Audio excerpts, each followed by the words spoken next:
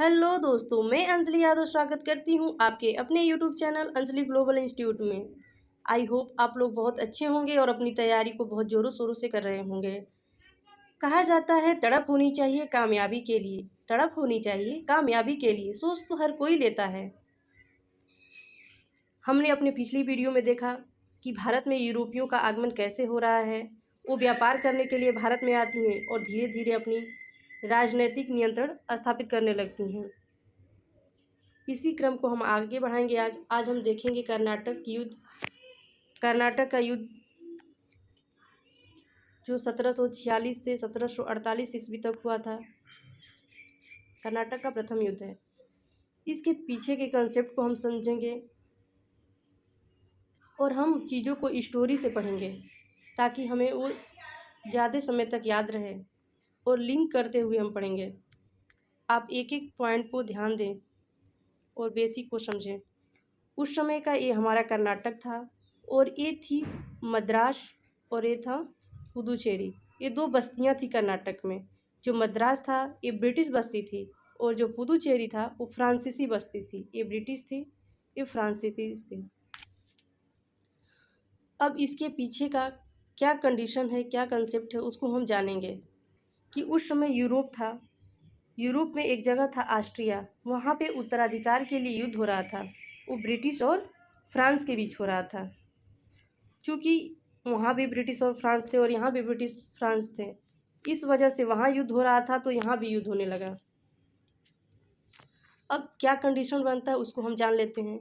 Europe में उपनिवेशवाद के दौर से गुजर रहा था। यूरोप जो है उपनिवेशवाद के दौर से गुजर रहा था। जैसे नेपाल आरोप लगाता है कि भारत हमारी राजनीतिक में हस्तक्षेप करता है, अपने तरीके का या अपने लोगों का हमारे यहाँ का प्रधानमंत्री राष्ट्रपति का सपोर्टर के रूप में चुनाव जितवाता है।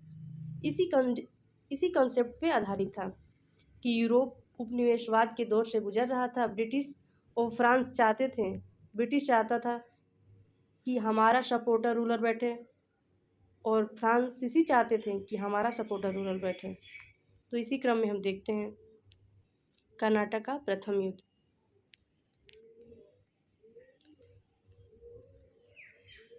कर्नाटक का नवाब सदाउल्ला खां था और उसने अपना उत्तराधिकारी दोस्त अली को चुना। जब इसने दोस्त अली को अपना उत्तराधिकारी चुना, उसी समय मराठों का आक्रमण हुआ और उन्होंने दोस्त अली को मार दिया। और वहीं पे एक नाम आता है चंदा साहब, उनको उन्होंने बंदी बना लिया। इसी क्रम में हम देखेंगे कि एक बड़ा नाम आता है अनवरुद्दीन। वो उस समय कर्नाटक का नवाब था जब कर्नाटक का प्रथम युद्ध हुआ। एक क्वेश्चन बनता है, इसे आप ज़रूर याद रखें कि जब कर्नाटक का प्रथम युद्ध हुआ तो उस समय वहाँ का नवाब कौन था। तो इसका राइट आंसर हो जाएगा अनवरुद्दीन। तो कर्नाटक का प्रथम युद्ध को हम देखेंगे। कर्नाटक के प्रथम युद्ध को सेंट थॉम का युद्ध भी कहा जाता है। ठीक है, इसके पीछे के बैकग्राउंड को हम समझेंगे कि क्या बैकग्राउंड था। उस समय क्या हुआ कि जो ब्रिटिश थे उनकी बस्ती थी मद्रास, हमने ऊपर देखा, और जो फ्रांसीसी थे उनकी बस्ती थी पुदुचेरी। तो क्या किया फ्रांसीसियों ने कि मद्रास पे घेरा डाल दिया, और वो भी घेरा डाला जल और थल दोनों में डाला। ठीक है, और मद्रास पर नियंत्रण कर लिया, मद्रास को जीत लिया। तो मद्रास के जो अधिकारी थे, जो ब्रिटिश अधिकारी थे, उन्होंने अनवरुद्दीन से कंप्लेन की, शिकायत की कि राजा आपके होते हुए यहाँ कोई और नियंत्रण कर रहा है और आप कुछ नहीं कर रहे हैं, आपके बिना परमिशन से सब हो रहा है। तो अब अनवरुद्दीन तब मिलता है फ्रांसीसी गवर्नर डुप्ले से और कहता है कि ये तुम क्यों कर रहे हो। तो डुप्ले कहता है कि महाराज मैं अपने लिए नहीं कर रहा, ये जो भी मैं कर रहा हूँ ये आपके लिए कर रहा हूँ। जब एक बार मद्रास पे कंट्रोल हो जाएगा तो सारी प्रॉपर्टी आपकी हो जाएगी। तो डुप्ले को इग्नोर कर देता है अनवरुद्दीन, कहता है ठीक है। तो जब वो इसी क्रम में जब युद्ध जीत लेता है डुप्ले, तब वो अपना हिस्सा मांगता है। जब हिस्सा मांगता है तो डुप्ले मना कर देता है, और यही होता है अनवरुद्दीन की सेना और डुप्ले की सेना के बीच एक युद्ध होता है, जिसमें अनवरुद्दीन की सेना का नेतृत्व महफूज खां कर रहा था और डुप्ले की आर्मी की सेना का नेतृत्व कैप्टन पैराडाइज कर रहा था। अब इसमें क्या होता है कि डुप्ले जो थी उसकी सेना 700 से 900, कहीं कहीं 1000 भी मिलता है, और अनवरुद्दीन की जो सेना थी उसमें 10,000 सैनिक थे। और उसके बावजूद भी, इतने 10,000 सैनिक होने के बावजूद भी डुप्ले की सेना इसको हरा देती है।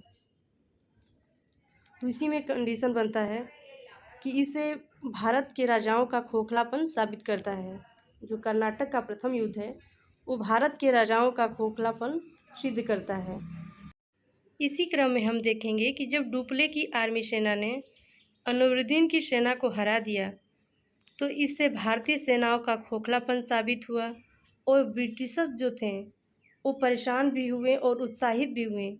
उन्होंने सोचा कि हमें भारतीय राजाओं से डरने की ज़रूरत नहीं है, उनकी सेनाओं की संख्या को देख के डरने की ज़रूरत नहीं है, हम उनसे लड़ सकते हैं। अब देखेंगे कि कर्नाटक का प्रथम युद्ध जो है उसकी समाप्ति कैसे हुई। तो इसकी समाप्ति एक्स-लापल संधि के तहत हुई, जो 1778 ईस्वी में 1748 ईस्वी में हुई थी। ठीक है, इसे आप याद रखें, 1748 है। और इस संधि के तहत क्या हुआ उसको हम देख लेते हैं।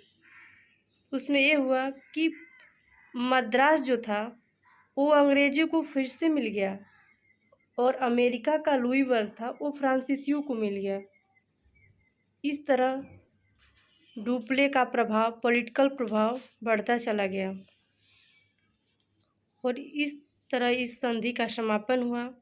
अब हम पढ़ेंगे दूसरा कर्नाटक युद्ध, जो 1749 से लेकर 1754 ईस्वी तक चला। इसको बैटल ऑफ अंबर भी कहते हैं, जिसको अंबर का युद्ध बोलते हैं। अब इसमें हम देखेंगे दो राज्य सामने आते हैं, एक हैदराबाद और एक कर्नाटक। इसमें जो हैदराबाद है वहाँ पे नासिर जंग और मुजफ्फर जंग दो नाम सामने आता है। इन दोनों में उत्तराधिकारी के लिए, निजाम बनने के लिए युद्ध हो रहे थे, संघर्ष चल रहा था। और जो कर्नाटक है वहाँ पे चंदा साहब और अनबदुद्दीन, इन दोनों के बीच नवाब बनने के लिए हैदराबाद का निजाम होता है। ठीक है, इसे आप ध्यान रखें। और कर्नाटक का नवाब। तो अब आप सोचेंगे कि चंदा साहब, तो मराठों ने चंदा साहब को बंदी बना लिया था। तो आप ध्यान दें कि 1748 में चंदा साहब को मराठों ने छोड़ दिया। तो अब जब कर्नाटक का पहला युद्ध डुप्ले ने जीत लिया तो अब उसे एक अवसर की तलाश थी और अपनी शक्तियों का विस्तार करने के लिए। तो इसी में उसको एक अवसर मिलता है। जब इन दोनों में संघर्ष हो रहा था तो यहीं डुप्ले जो है आता है और इधर मुजफ्फर जंग और इधर चंदा साहब का साथ देता है। और डुप्ले, इन दोनों में एक एलायंस होता है, संधि होती है। इस संधि के तहत जो मुजफ्फर जंग है और चंदा साहब, ये दोनों मिलके और डुप्ले, ये तीनों मिल जाते हैं। तीनों की सेना मिलके अनबदुद्दीन को मार देती है। इसी के आगे के क्रम को हम देखते हैं कि तब क्या होता है।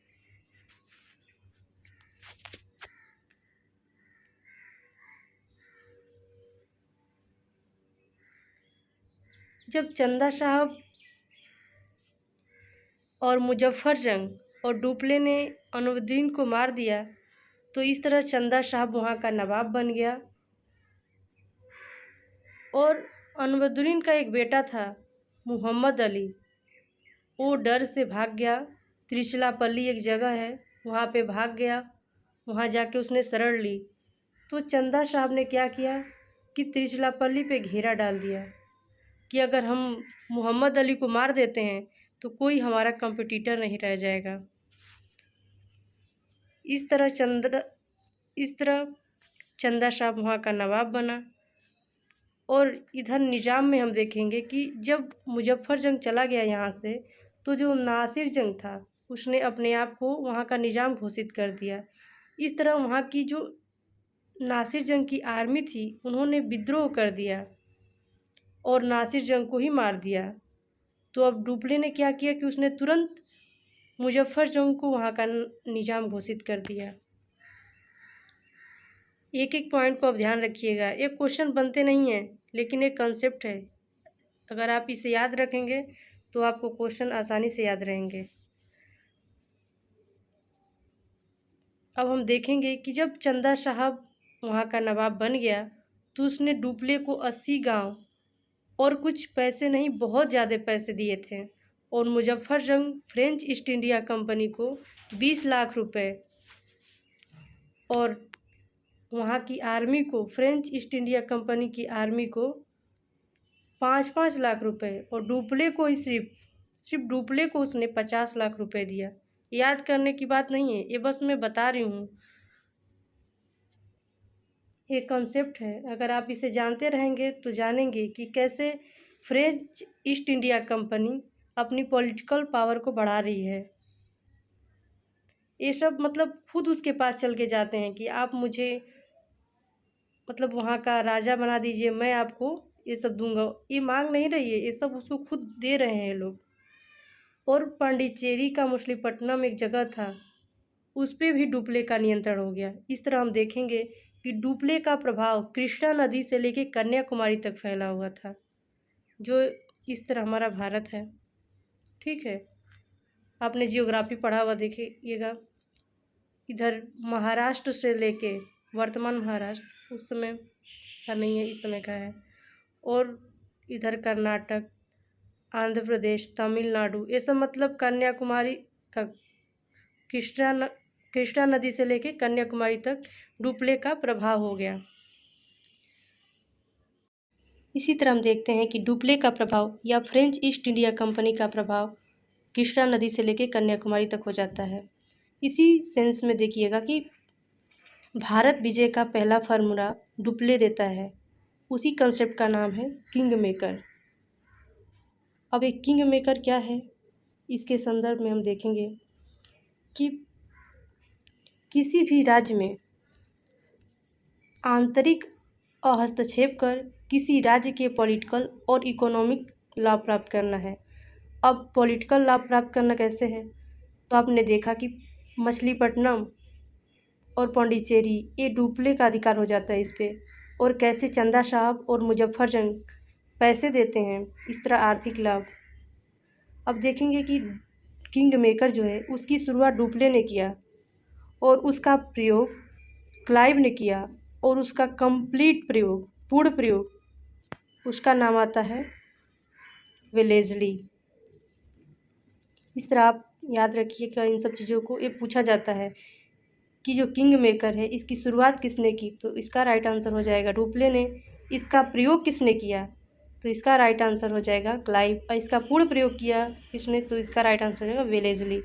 इस तरह आप देखिएगा कि फ्रेंच ईस्ट इंडिया कंपनी का प्रभाव साउथ में बढ़ता गया तो सबसे अधिक तनाव ब्रिटिश को हो गया। अब आप ही सोचिए कि भारत को पता ही नहीं है कि उसके ऊपर अधिकार की बात हो रही है। आपने देखा कि इसकी कर्नाटक युद्ध की शुरुआत ही इसलिए हुई थी कि भारत में बाहर से, भारत का मालिक बाहर से कौन होगा। तो इसी सेंस में है कि हमको पता ही नहीं है कि हमारे ऊपर आक्रमण हो रहा है। अब आप ही सोचिए कि उस समय राष्ट्रवाद का दौर नहीं रहा होगा, तभी तो सभी क्षेत्रीय शक्ति से युक्त रहे होंगे। इसी सेंस में हम देखेंगे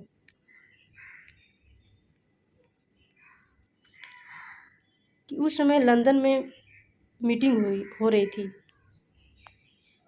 बोर्ड ऑफ कंट्रोल की मीटिंग हो रही थी। उसमें समझा जा रहा था कि कैसे फ्रेंच ईस्ट इंडिया कंपनी के प्रभाव को कम किया जाए। उसका सॉल्यूशन नहीं मिल पा रहा था। तब वहाँ क्लाइव जो था क्लर्क का काम करता था, तो उसने कहा कि सरकार हमें एक बार मौका देकर देखिए, हम इन परिस्थितियों से आपको बाहर निकालेंगे। तो अब बोर्ड ऑफ जो डायरेक्टर थे वहाँ के, बोर्ड ऑफ कंट्रोलर, उन लोगों के पास कोई ऑप्शन ही नहीं था, इसलिए उन्होंने क्लाइव को भारत भेजा, गवर्नर बना के भेजा। जब वो भारत आया तो उसने दो बड़े काम किए। इसी के संदर्भ में हम देखते हैं कि उसने 2 बड़े काम कौन कौन से किए। तो उसने पहला काम किया कि वो आते ही जो कर्नाटक की राजधानी थी अर्काट, उस पर घेरा डाल दिया। अर्काट पर घेरा डाला। तो उसमें क्या हुआ कि चंदा जो साहब थे, चंदा साहब, वो त्रिचलापल्ली में अपना डेरा डंडा जमाए हुए थे मोहम्मद अली को मारने के लिए कि वो मर जाएगा तो हमारा कोई कंपटीटर ही नहीं रह जाएगा। जब उनको पता चलता है कि अर्काट में घेरा डाला हुआ है अंग्रेज़ों ने, ब्रिटिशर्स ने, तो वहाँ से आते हैं और आते हुए रास्ते में ही तंजौर का कमांडर जो था उसने चंदा साहब को मार दिया। इस तरह क्या हुआ कि अर्काट पे अब कर्नाटक का नवाब मोहम्मद अली बन गया। इसको आप याद रखिएगा। अब दूसरा काम उसने क्या किया, कंसेप्ट को बहुत ध्यान से सुनिएगा, इसको इग्नोर करने की ज़रा से भी कोशिश नहीं करिएगा। उसने दूसरा काम ये किया कि डुप्ले का ट्रांसफ़र ही करवा दिया। उसने क्या किया कि आप देखिए कि चूँकि फ्रेंच ईस्ट इंडिया कंपनी जो है वो एक प्राइवेट कंपनी है, सॉरी गवर्नमेंट कंपनी है। और ब्रिटिश ईस्ट इंडिया कंपनी जो है वो एक प्राइवेट कंपनी है, जो प्राइवेट कंपनी है, तो इसलिए इसको निर्णय लेने की क्षमता अधिक है इसके पास। वो कोई भी डिसीजन खुद ले सकता है। अब फ्रेंच ईस्ट इंडिया कंपनी के संदर्भ में देखेंगे कि ये एक गवर्नमेंट कंपनी है, इसको निर्णय लेने की ज़्यादा क्षमता नहीं है।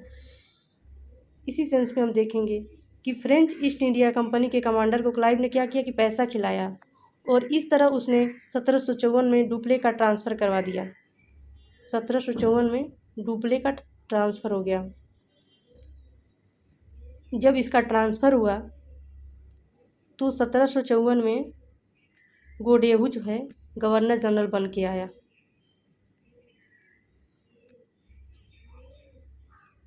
अब यहाँ पे क्या हुआ कि अब इस संधि का तहत पांडिचेरी की संधि हुई, जो कर्नाटक का युद्ध है। एक क्वेश्चन बनता है कि कर्नाटक का जो युद्ध है, कर्नाटक का दूसरा युद्ध किस संधि के तहत समाप्त हुआ। तो इसका राइट आंसर हो जाएगा पांडिचेरी की संधि। इसे आप याद रखिएगा। इस तरह से सेकेंड कर्नाटक वार खत्म हुआ। अब क्या हुआ कि फ्रेंच ईस्ट इंडिया कंपनी, इसके तहत ये हुआ कि अब फ्रेंच ईस्ट इंडिया कंपनी किसी राज्य के आंतरिक मामले में हस्तक्षेप नहीं करेगी। इसको आप याद रखिएगा, एक क्वेश्चन बनता है, नहीं करेगी। और ब्रिटिश प्रधानता स्थापित हुई और कर्नाटक का नवाब मोहम्मद अली को बनाया गया। इसे आप ज़रूर याद रखिएगा कि पांडिचेरी की संधि के तहत क्या क्या हुआ था। तो उसमें क्या हुआ था कि जो फ्रेंच ईस्ट इंडिया कंपनी है वो किसी राज्य के आंतरिक मामले में हस्तक्षेप नहीं करेगी और इस तरह से ब्रिटिश प्रधानता स्थापित हुई और कर्नाटक का नवाब मोहम्मद अली को बनाया गया। इसी के बाद जो क्लाइव था उसका 1754 में प्रमोशन होता है। 1754 में प्रमोशन होता है, उसको फोर्ट विलियम का गवर्नर बनाया गया। इसी सेंस में देखिएगा कि ब्रिटिश प्रधानता स्थापित हो रही है, ब्रिटिश कंपनी का दबदबा बढ़ रहा है। ठीक है। तब फ्रांस में डुप्ले को पता चलता है कि गोडेहू जो है उसने पांडिचेरी की संधि कर ली है। तो वो एक स्टेटमेंट देता है कि डुप्ले देता है स्टेटमेंट एक कि गोडेहू ने कंपनी के विनाश और देश के सम्मान के साथ समझौता कर लिया है। इसे आप ज़रूर याद रखिएगा। अब जो होगी तीसरा कर्नाटक युद्ध 1756 से लेकर 1763 ईस्वी तक, वो बस एक फॉर्मेलिटी होगी, उसका कोई मतलब ही नहीं है, क्योंकि आप देख रहे हैं कि ब्रिटिश प्रधानता स्थापित हो चुकी है। जो ब्रिटिश ईस्ट इंडिया कंपनी है उसका दबदबा हो गया है। तो इसी संदर्भ में हम देखेंगे कर्नाटक का तीसरा युद्ध 1756 से लेकर 1763। इस युद्ध के पीछे का क्या कंसेप्ट है उसको हम जान लेते हैं कि चूँकि उस समय यूरोप जो है वहाँ पे सप्तवर्षीय युद्ध हो रहा था ब्रिटेन और फ्रांस के बीच। इस वजह से वहाँ युद्ध हो रहा था यूरोप में, तो भारत में भी होने लगा। तो देखेंगे कि तृतीय जो कर्नाटक युद्ध है उसको बांडीवास का युद्ध भी कहते हैं। ये पूछता है, इसे आप याद रखिएगा कि तीसरे कर्नाटक युद्ध को किस नाम से जानते हैं, तो बैटल ऑफ बांडीवास। यह युद्ध जो है ब्रिटिश और फ्रेंच के बीच हो रही थी, जिसमें ब्रिटिश सेना का नेतृत्व आयरकुट और फ्रेंच ईस्ट इंडिया कंपनी की सेना का नेतृत्व जो है काउंट डिलाली कर रहा था, और इसमें काउंट डिलाली हार गया और आयरकुट जीत गया। इसी तरह से पेरिस की संधि के तहत 1763 में पेरिस की संधि होती है और इस कर्नाटक युद्ध को समाप्त किया जाता है। इस तरह से हमने देखा कि कैसे क्लाइव भारत आता है और ये सब करता है। अगर आप ये नहीं जानेंगे तो आगे क्लाइव के बारे में पढ़ेंगे तो आपको नहीं समझ में आएगा। अब हम देख लेते हैं कि पेरिस की संधि के तहत क्या क्या होता है। इसके तहत ये हुआ कि फ्रेंच ईस्ट इंडिया कंपनी जो है केवल व्यापार करेगी, उसे आर्मी रखने की शक्ति नहीं होगी, ना ही वो दुर्ग का निर्माण कर सकती है। अगर वो दुर्ग का निर्माण घेरा बना के करेगी, मान लो घेरा बना के वो रह रही है, तो अंदर क्या करिए पता ही नहीं चलेगा लोगों को, इसीलिए मनाही हो गई कि वो दुर्ग का निर्माण नहीं कर सकती है। आई होप आप लोगों को वीडियो अच्छी लगी होगी। कहा जाता है वक्त को भी वक्त बदलने में वक्त लगता है। इसी के साथ आज का सेशन समाप्त होता है। अब हम मिलेंगे अपने आगे आने वाली नेक्स्ट वीडियो में। आप वीडियो को ज़्यादा से ज़्यादा शेयर करें, वीडियो को लाइक करें, चैनल को सब्सक्राइब करें। मिलते हैं दोस्तों अपने नेक्स्ट वीडियो में।